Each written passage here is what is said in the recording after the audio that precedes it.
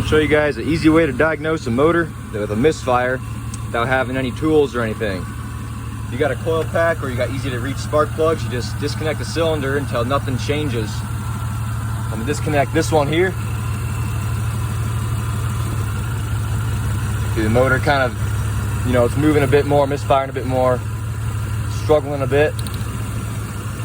Now it's running smooth. Same thing, idle, the RPM went down, it's kind of struggling a bit more. Smooth back out there.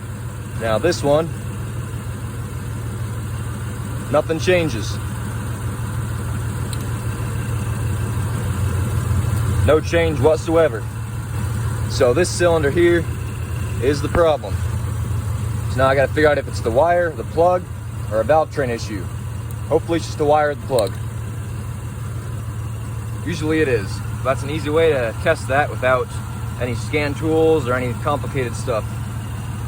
Just unplug a cylinder till you find one that doesn't change anything.